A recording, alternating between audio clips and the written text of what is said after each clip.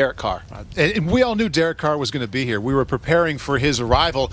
We didn't know Jimmy Garoppolo was going to be here out of Eastern Illinois until A.J. McCarron said, no, thank you. I declined the invite. Jimmy Garoppolo kind of won the tryout at the East-West Shrine Week last week, and now we get to see him again. Yeah, and the nice thing about him in person is when you actually get to see his feet tied with his upper body. I think he's been very well coached. He's worked in college. He was extremely well coached. Now he's working with Bill Coonerty out in California, well-renowned quarterbacks coach. And I'll tell you, the ball comes out quickly.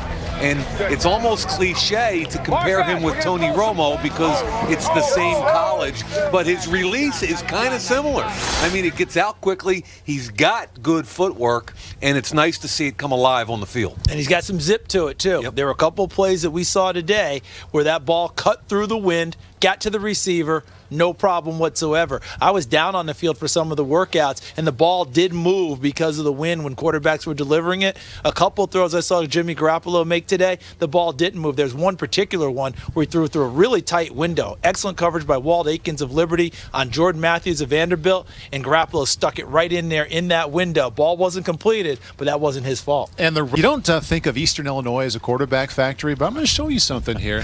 There's some pretty good guys to play at Eastern Illinois. Jimmy Garoppolo is here. Hey, he topped Sean Payton. He was a nice quarterback. He also played a little bit with the Bears way back when. And Tony Romo, you've heard of him. He had an excellent career, but at the top of the list for Eastern Illinois quarterbacking, the guy who's here this week, Jimmy Garoppolo.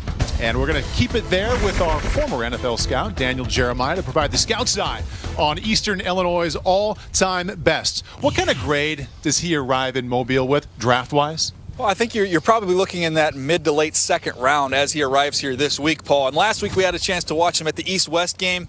He was head and shoulders above every quarterback out there. I thought this week, I think Carr's been a little bit more impressive than him through the first couple practices. He's in that second clump of quarterbacks. We have 3 first-round underclassmen. Everybody kind of acknowledges. After that, there's a jostling for position. I think Garoppolo's in that mix. I think Carr's in that mix.